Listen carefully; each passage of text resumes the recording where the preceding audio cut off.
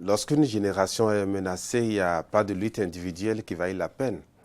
Il est temps de se mobiliser pour faire barrière à certaines velléités qui ont trop duré.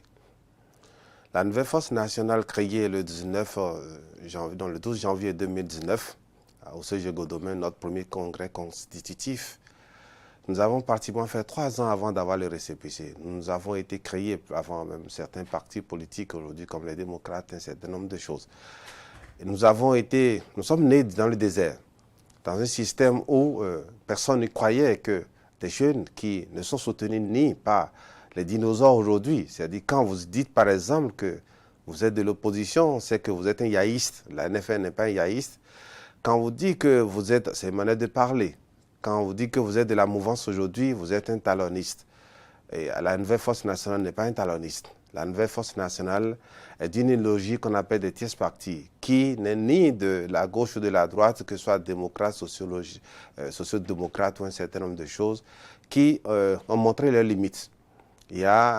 On n'est pas les premiers, il y a de ces nouveaux types de partis politiques qui voudraient défier en réalité les systèmes classiques, qui peuvent faire focus sur ce que veut le peuple, ce que veulent les populations, comme PASTEF, qui est pratiquement de même idéologie que nous.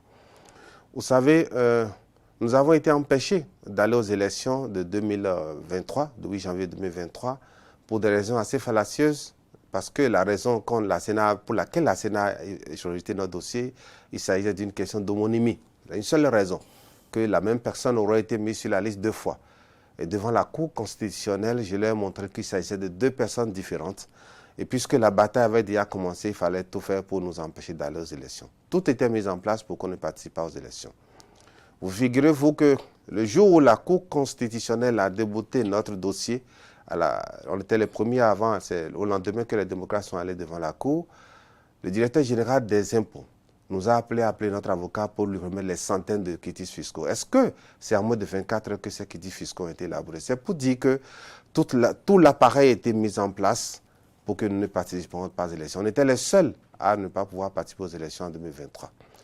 Cela ne nous a pas découragés parce que nous croyons à ce que nous faisons. Puisque si vous n'êtes pas soutenu par quelqu'un, si vous n'êtes pas dans le camp de la gauche ou de la droite, il ne fallait pas que vous allez aux élections.